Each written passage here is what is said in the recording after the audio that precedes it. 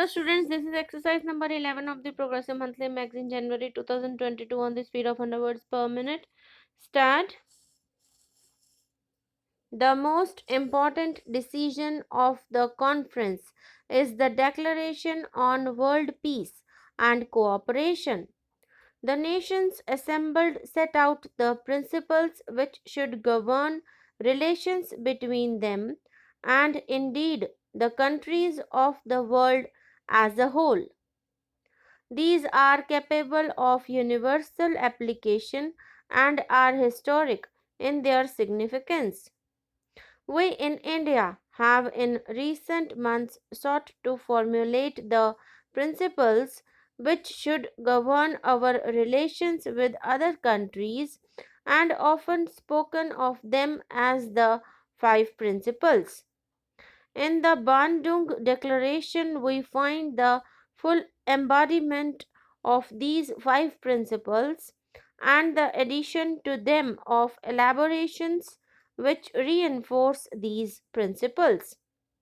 We have reason to feel happy that this conference, representative of more than half the population of the world, has declared its adherence to the tenets that should guide their conduct and govern the relations of the nations of the world if world peace and cooperation are to be achieved.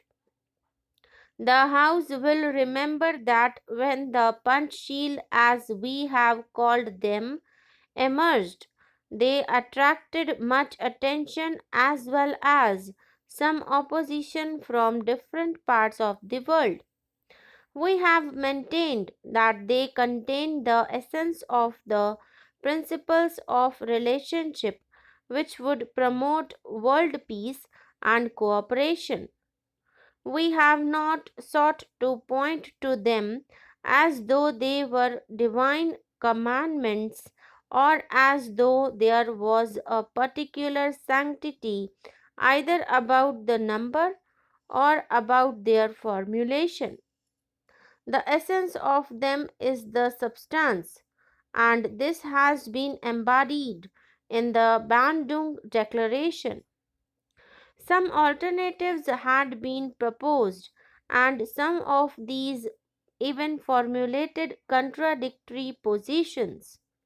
The final declaration embodies no contradictions. The Government of India is in total agreement with the principles set out in the Bandung Declaration and will honor them. They contain nothing that is against the interests of our country or the established principles of our foreign policy. The declaration includes a clause which has a reference to collective defense. The House knows that we are opposed to military pacts, and I have repeatedly stated that these pacts, based upon the idea of balance of power and negotiation, form strength and the grouping of nations into rival camps, are not, in our view, a contribution to peace. We maintain that view. The Bandung Declaration, however, relates to self defense in terms of the Charter of the United Nations. The provisions of the Charter make it clear about the inherent right of self defense.